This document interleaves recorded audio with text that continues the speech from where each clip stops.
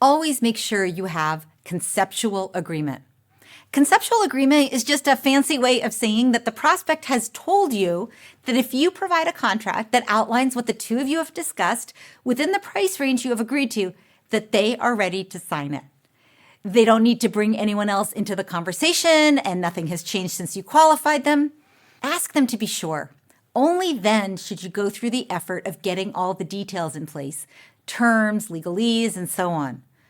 Once you've qualified the buyer, have an open exploratory conversation to understand your prospect's objectives. Why did they agree to meet with you? What are they trying to accomplish and in what time frame? What could success mean to their organization and to them personally? You want to get specific about what it is that they need. What is going to solve their whole problem?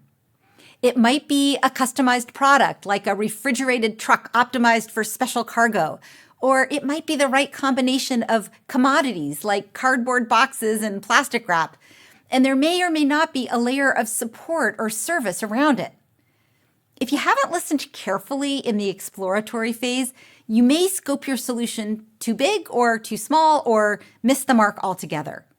To avoid such a blunder, it's ideal to scope your offering together, in person or virtually.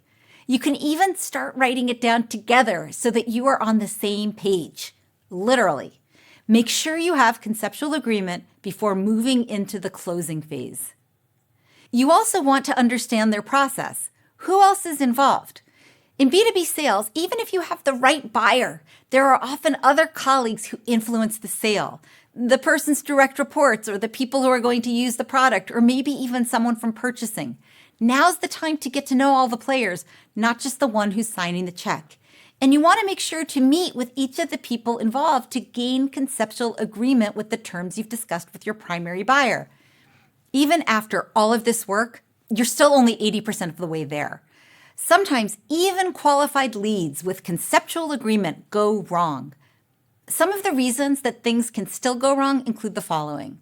When the prospect prefers another vendor but must receive at least 2 proposals. When the prospect doesn't want your product but they want your advice. You might know what their competitors are doing or have insights about market trends. When the prospect is just lonely and likes hanging out with you. Seriously, it happens, especially if you're a warm and friendly person. Just because you've invested time in a sale doesn't mean you're going to win every deal. But taking the time to qualify your leads and build conceptual agreement with all of your influencers as well as your buyer will lay the groundwork for this sale and for future sales.